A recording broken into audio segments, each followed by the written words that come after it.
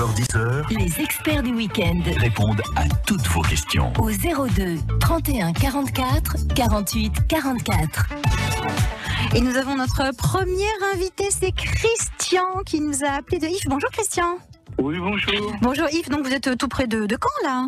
Ah oui, je suis pas loin de chez vous. Ah bah oui, vous êtes vraiment tout près. Alors vous nous appelez pour votre chat, c'est ça? Oui, Alors je vous écoute, allez-y, posez notre question à notre expert qui est là, Pascal. bonjour. Bonjour Christian. Oui, ça fait pour savoir, parce qu'en fin de compte, j'ai mon chat qui a 7 ans, et quand j'y gratte le dos, il mâche toujours, il sort la petite langue, il mâche. Oui Christian. Alors, je vais vous faire sourire un petit peu Christian. Il y a caresse et caresse là, parce que si vous le caressez à certains endroits du dos, c'est normal qu'il réagisse comme ça. Si moi vous venez me caresser à certains endroits, je vais aussi réagir différemment. Vous voyez ce que je veux dire? Oui. Si vous me caressez la main, je vais me poser des questions. Mais si vous me caressez dans le bas du dos, voire dans le devant du ventre, là je vais me poser vraiment des questions. Donc votre chat, il est possible qu'il réagisse, non pas par agression du tout, mais parce qu'il apprécie la caresse à l'endroit où vous le faites. Dites-moi où vous le caressez, où vous le gratouillez. Au niveau des reins, il y a le poil qui s'érisse. C'est un mâle? Oui. Il vous a jamais agressé?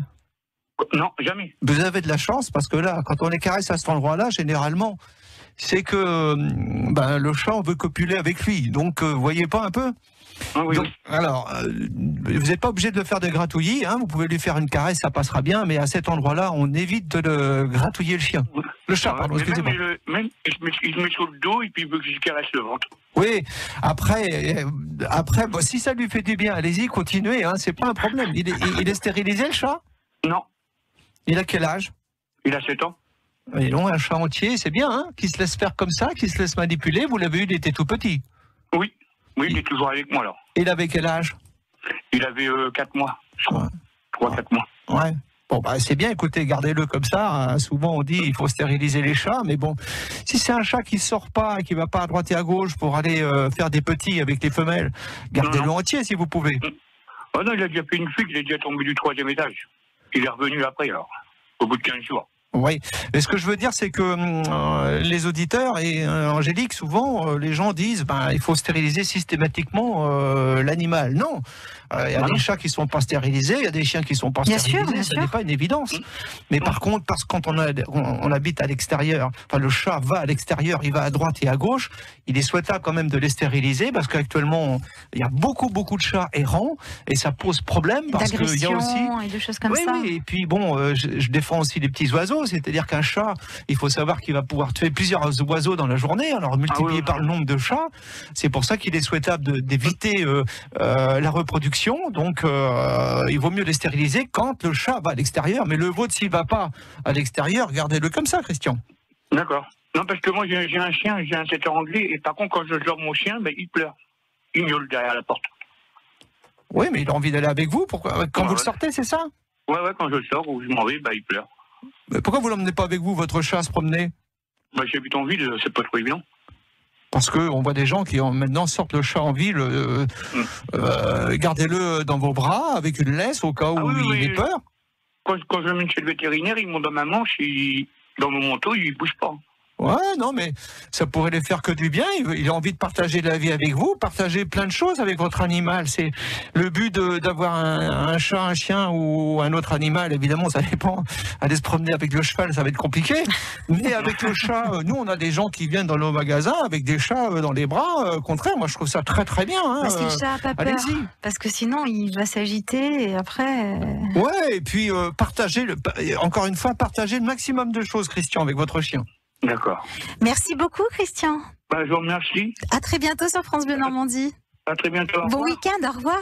À vous deux. 9h-10h, Les experts du week-end répondent à toutes vos questions. au 02 31 44 48 44. Et nous accueillons François. Bonjour François. Bonjour. Bonjour, bienvenue. Vous nous appelez d'Outy, vous? Oui. Bonjour François. Ça va bien? Bonjour. Ça va, très bien, impeccable. Et vous avez une question donc à poser à notre expert, Pascal Tréorel, ce matin. Oui. Il est à côté de moi, il vous écoute. Bonjour François. Bonjour. Bonjour. Oui, nous sommes on va accueillir un chiot Westie, les West Highland Terrier. un mâle. Et en même temps, on était en train de regarder, on a une opportunité pour prendre une femelle d'une différente portée. Et ça faisait, et nous, on est en train de dire, est-ce que c'est judicieux d'avoir 2 chiots en même temps, mis à part l'aspect économique qu'on connaît, du point de vue éducation, etc. Est-ce que c'est conseillé ou plutôt décaler à un autre moment l'arrivée du 10e chien? Voilà. Bon, François, ça pose aucun problème d'avoir 2 chiens et 2 chiots de portée différentes. Si ça n'est que ils ont été socialisés avec des chiots qui bougeaient d'une telle manière et l'autre d'une autre manière. Il va leur falloir 1 heure, 1 heure et demie pour s'adapter. Mais c'est aucun souci. Au contraire, moi je trouve que c'est bien parce que tous les deux, par contre, François, vous allez avoir du travail au niveau éducation, hein. Exactement, ouais. Et les deux en même temps, ça va vous faire du sport à la maison, croyez-moi, hein. C'est ce qu'on se dit, parce que je suis en train de suivre une formation canine pour un chiot. Et c'est pour ça que j'appelle, je vois qu'il y a énormément de travail et je me suis dit, est-ce que c'est pas judicieux de séparer, d'attendre peut-être 1 an ou 2 ans pour introduire le 2e chien? Alors, non, François, vous êtes dans le bon sens, ça ne me pose pas de problème, mais sachez que par jour, il faudra considérer qu'il faut 1 heure, 1 heure et demie d'éducation sur les chiots jusqu'à l'âge de, 4 mois et demi, 5 mois. Ouais. Tout à fait. Ouais. Si vous avez du timing, du temps comme ça, allez-y, parce que vous allez voir, vous allez vous enrichir au niveau intellectuel par rapport à l'éducation des chiots. Il va y avoir de l'ambiance dans la maison. Forcément, vous allez avoir du pipi caca au départ, un petit peu. Donc, l'éducateur va vous donner des tas de solutions pour pouvoir résoudre ça. Ce qu'il faudrait, François, si je peux me permettre, c'est continuer une socialisation dans une école du chiot. Et ça, c'est important. Hein, une école du chiot, alors, il y a plusieurs manières, hein, François, mais on assiste à des fois des écoles du chiot où il n'y a qu'un seul groupe. Et ça, c'est pas bon. Il faut au minimum 2 voire 3 groupes. C'est-à-dire des chiens de petite taille, de moyenne taille et de grande taille. Sans quoi, si on mélange tout le monde, les grandes tailles vont inhiber le comportement des autres. Donc, vos 2 chiots, ça ne pose pas de souci. Ils peuvent aller dans une école du type de la mienne, ça ne pose pas de problème. Mais attendez-vous à ce que vous ayez un peu de travail. Alors, la nuit, ils risquent d'aboyer un petit peu ou de pleurer, enlevez-leur les jouets, hein, bien sûr. Hein. Et puis, vous pourriez très bien les séparer au bout de 15 jours, 3 semaines, chacun dans sa pièce, parce qu'autrement, vous n'allez pas dormir. Hein. Ils vont vous mener une vie d'enfer. Ça, attendez-vous à ce qu'il y ait un peu de bazar à la maison, mais c'est super, c'est du mouvement, ça. Oui, tout à fait. D'accord. Écoutez, est-ce qu'il y a des écoles de chiots autour de Caen? Vous avez cité la vôtre, je ne sais pas où elle est, mais je suis intéressé. Oui, il y a la nôtre. Hein. Alors, on est tout près de Caen, en fait. On est à Desmouville, mais par contre, il faut commencer très tôt. Et là, Angélique, souvent, les gens me disent, quand ils ont des chiots, j'entends souvent parler du vaccin, comme quoi il faut attendre que le chien ait eu ses 2e vaccins. Pour moi, c'est une grave erreur. C'est une grave erreur parce que pendant 3 semaines, 1 mois, on va le couper de socialisation avec ses congénères. Or, dans nos écoles, maintenant, y compris dans la région, il y a très rarement de maladies. Hein. Ça arrive actuellement, il y a beaucoup on appelle ça de la toute chenille. Hein. Donc, il faut que le chiot soit vacciné. L'éleveur le fait ou chez le vétérinaire, il le fait. Mais ne supprimez pas, François, le fait de laisser votre chiot jouer avec d'autres chiots. C'est capital, c'est important pour son bien-être. C'est un peu comme nous, la maternelle, si vous voulez. On peut pas jouer avec des adultes quand on est gamin, et des adultes, les gamins, on en a marre un petit peu, quoi. Hein. Donc, laissez-le jouer et emmenez-le dans un endroit comme ça. Tout se passera bien. Merci mais bon, beaucoup, personnellement, François. moi, j'ai 2 chiens, hein, François. Hein. Mais c'est vrai que j'en ai toujours un qui est adulte. Malheureusement, il part et l'autre il reste seul. Et je reprends un chien. Systématiquement, ils sont toujours 2 chiens. Vous allez vous régaler, François. François, merci beaucoup. À très bientôt sur France Bleu Normandie. Bonjour Bernard. Oui, bonjour à vous toutes, bonjour à vous tous de France Bleu. Bonjour Bernard. Comment ça va, bonjour, Bernard? Monsieur, ça va bien? Voilà, je m'excuse de vous déranger. Je voudrais avoir un petit renseignement concernant nos petits pinchers. On a un petit pincher depuis 3 ans. Hein. On l'a eu à l'âge de 2 mois. Et je prénomme Oasis. Il faut voir tout l'amour qu'il nous donne. Mais par contre, on a un problème. Il a fait ça tout petit, à partir du moment où on l'a eu à l'âge de 2 mois. Quand on rentre, par exemple, parce qu'on l'emmène partout, notre petit chien, sauf bien sûr magasin, etc., qu'on peut pas faire. Mais quand on rentre, il se couche par terre, on s'en va pour le caresser, il se couche par terre comme on allait le battre, comme s'il a eu l'habitude d'être battu. Alors que quand on l'a eu, nous, ma femme et moi, c'est surtout ma femme, parce que son chien c'est quelque chose, moi-même, mais pour elle c'est très important. Mais quand on l'a eu, on a bien différencié ce que veut dire la main. C'est-à-dire la main, on caresse, et pour le dresser, on avait un journal. Donc il n'a jamais été battu. Il est perdu gâté, notre petit chien. Je dis bien perdu gâté. Ah bah oui, on imagine. On imagine. Alors quelle est votre question, Bernard? C'est très important, mieux qu'un humain, mieux que certains humains. Vous avez raison, Bernard. Mais par contre, je vais vous donner des solutions, enfin des choses à faire. Dites voir ce qu'il est en train de vous dire, votre chien, c'est que vous êtes le supérieur hiérarchique et qu'il apprécie tout simplement votre communication. Donc continuez à lui caresser un petit peu sous le ventre. C'est quelque chose qui ne passera jamais, sans aucun doute, puisque c'est un chien. C'est comme quand les gens sont un peu timides, si vous voulez, que vous les questionnez, ils vous regardent pas dans les yeux, mais ils regardent le sol. Et bien là, le chien, il vous montre un signe de soumission et laissez-le faire. Hein, ça pose aucun problème là-dessus. Hein, Ah bon? Non, il y a des gens qui nous ont dit, des proches, là, comme mon gendre, ils nous disent comme ça, dit non, on a l'impression que votre chien vous le battez. Deuxième, non, mais c'est pas un problème, Bernard. Continuez comme ça. Mais vous m'avez lancé une perche sur l'éducation par rapport à votre chien avec le journal. Non, non. On arrête absolument. Je dis qu'il faut que les gens arrêtent de menacer le chien avec le journal. Il y a trop d'enfants à se faire agresser quand ils arrivent de l'école le soir en disant maman, regarde mon carnet de notes. Et là, le chien, il se dit, attends, on va être frappé. Alors non, on arrête, on ne menace jamais le chien, ni avec les mains, ni avec quoi que ce soit. On agit, on le punit pendant un quart d'heure à l'écart. Mais Bernard, c'est pas le sujet du jour pour vous. Continuer, ça pose pas de problème. C'est une soumission. Merci beaucoup, Bernard. Merci d'avoir appelé France Bleu Normandie ce matin pour être avec nous. On va prendre un autre auditeur dans quelques instants, juste après une petite pause musicale sur France Bleu Normandie. 9h-10h, Les experts du week-end répondent à toutes vos questions. au 02 31 44 48 44. Et de retour avec notre expert Pascal Tréorel, comportementaliste animalier. Ce matin, c'est Valérie que nous accueillons. Bonjour Valérie. Bonjour. Où est-ce que vous nous appelez Valérie? J'habite à Saint-Aubin-sur-Algo, à côté de Cambremer. À côté, très bien. Ça va bien Valérie? Très bien, merci. Alors vous avez 4 chats, c'est ça?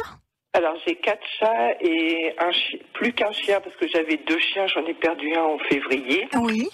Et je dois m'absenter pour des raisons de santé pendant 5 semaines de chez moi. Oui, et donc vous avez une question à poser à notre expert? Oui, j'aurais voulu des conseils, que j'ai peur qu'il se trouve la peur d'être abandonné, je sais pas, surtout pour mon chien qui me suit partout depuis que il se retrouve tout seul parce qu'il a quand même vécu 9 ans avec l'autre chien et depuis il dort dans ma chambre, enfin il dort par terre, il dort dans ma chambre, il me suit.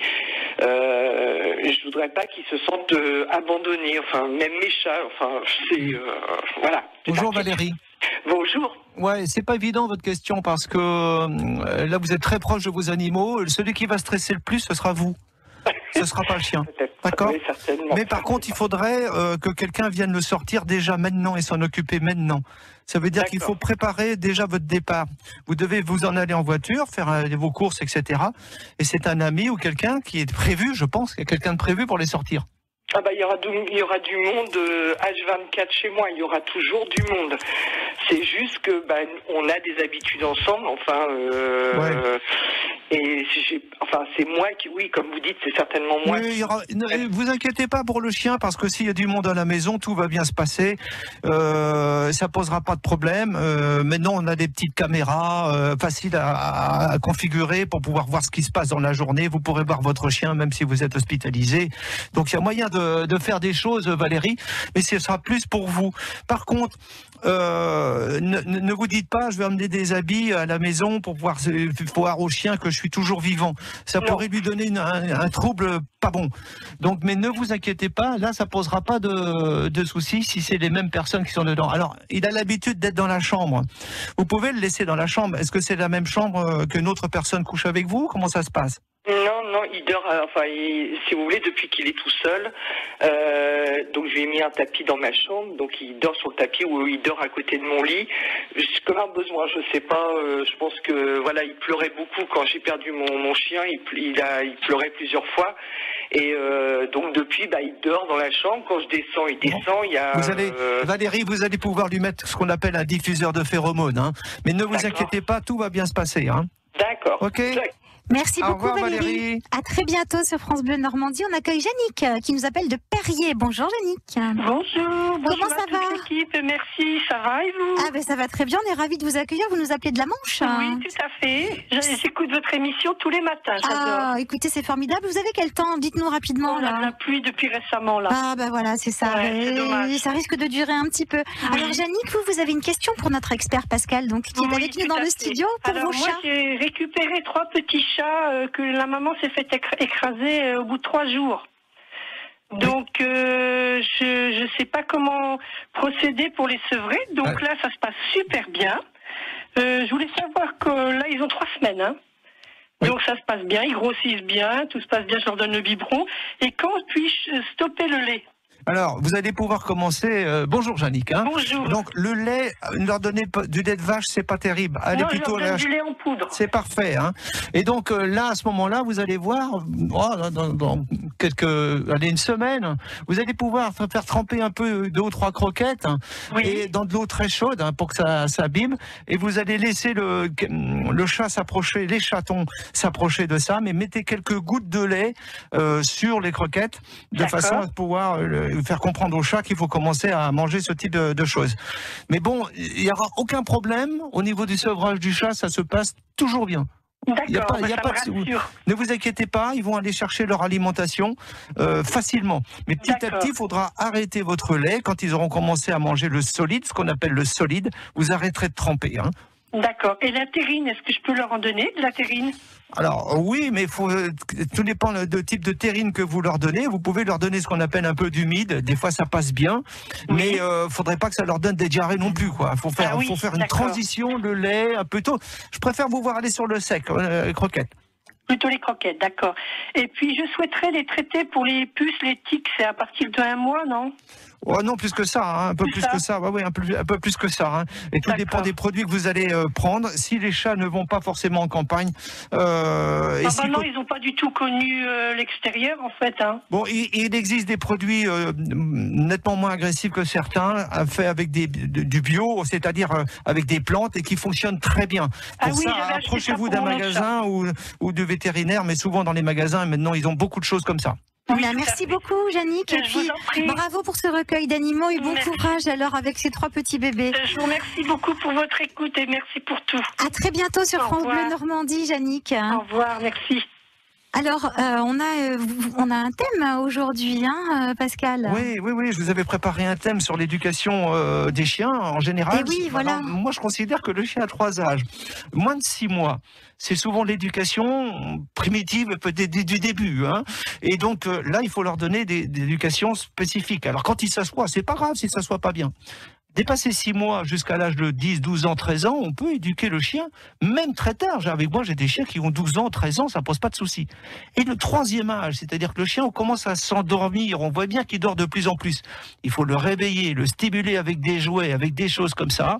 Et c'est peut-être bien l'occasion de reprendre un autre chiot pour pouvoir booster celui qu'on a en se disant, qui va entraîner l'autre. Il prend ma place, il prend mon manger, il prend mes jouets. Et tout ça, c'est important de pouvoir faire voir aux chiens âgés que encore ces quelques années de vie qui soient vraiment voilà. Donc 3 niveaux de vie, hein, le moins de 6 mois, le plus de 6 mois et le chien du 3e âge. Et le chien du 3e âge. On parle même maintenant du 4e âge en alimentation. On commence à on parle du 4e âge où là le chien commence à avoir des douleurs, à avoir des choses comme ça. Alors c'est vrai qu'on a tendance à se dire bon il est pépère, je le laisse tranquille. Alors si on met un petit bébé là qui arrive et qui bouscule tout, forcément on va le déranger. Mais non, il faut ça le stimule, c'est exactement ce qu'il faut faire. Oui, tous les gens me le disent. Depuis que j'ai repris un chiot, c'est incroyable mon petit pépère. C'est plus un pépère, il y va un maximum, il joue, il va faire ses petits besoins sur la pelouse, il vient avec nous, il se repromène. Et oui, du coup ça remet un petit peu de vie et ça bouscule un petit peu tout ça.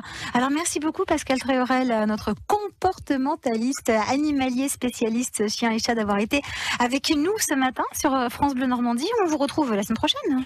Oui, la semaine prochaine. C'est ça, vous serez avec nous dans le studio. Oui. Et pour répondre évidemment aux questions des auditeurs de France Bleu Normandie. Merci beaucoup Pascal. Bonne journée bon à tous week-end, et à toutes. bon long Et aux week-end. animaux. C'est le moment d'en profiter là. Il fait pas très beau et du caler un petit peu dans la maison. Et puis sortez-les, allez vous balader oui. avec eux, ça leur fait aussi de l'exercice, ça vous fait du bien et puis ça leur fait du bien. Une balade, c'est important. Bon week-end Pascal Créorel, à la semaine prochaine sur France Bleu Normandie, au revoir.